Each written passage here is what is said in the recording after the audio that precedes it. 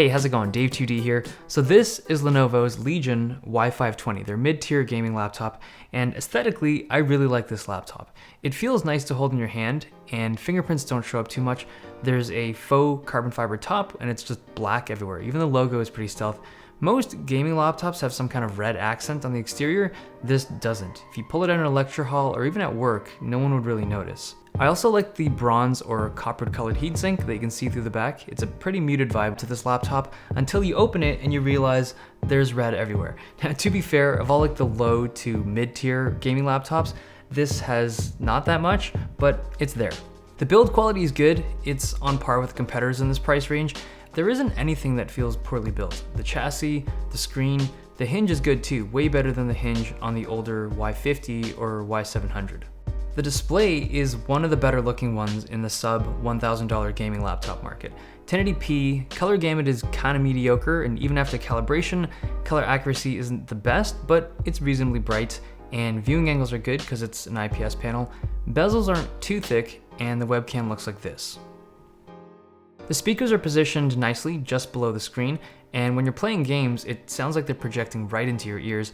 The thing is, these lack bass. There's decent volume, but the lower frequencies just aren't there, even when I'm playing around with the EQ.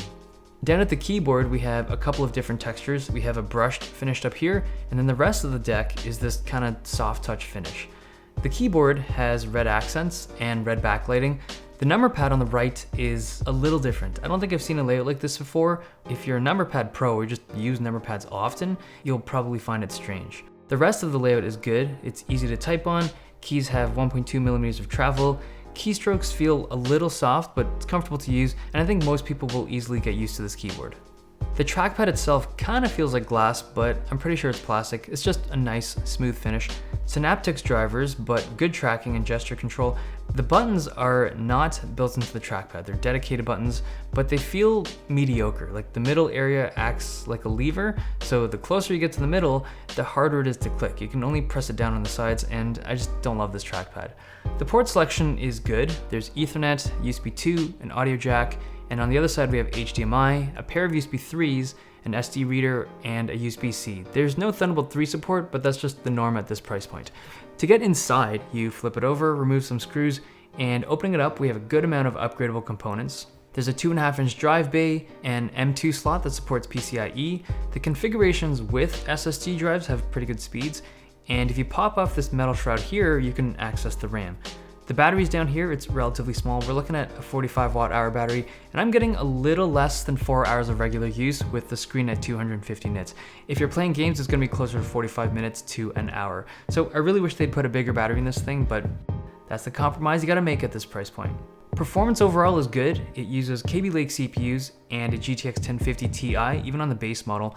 I'm running the upgraded i7 configuration, but the gaming performance is going to be really similar between this and the i5. There's a more detailed video linked in the description, but on the 1050 Ti and the 7700 HQ, something lighter like Overwatch will hit 70 frames per second on Ultra. On high, we're looking at almost 120 frames per second. Doom on Ultra will still float above 60 frames per second.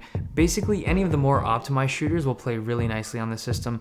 Something a bit more demanding, like Battlefield 1, you'll need to drop the graphics to high to get into that 60 frames per second zone. But in general, any of the current titles will play nicely on the 1050 Ti. It's the best value GPU for gaming laptops right now. If you're editing videos, this is still a great choice, especially because there's 2 drives in there. But if you're doing color accurate work, I would totally plug up an external monitor. There is some thermal throttling if you push the device on benchmarks for long enough, but I never noticed it in any games, even after hours of playing, so you should be good. Surface temperature, even on load, stays comfortable to use. There's also an extreme cooling mode in software just to crank the fans up if you really want the best thermal performance. The heat pipe layout isn't my favorite. It's an older style design, like the heat from the GPU has to pass through the CPU along the pipe to get cooled. The fans often spin on idle, but it's still quiet.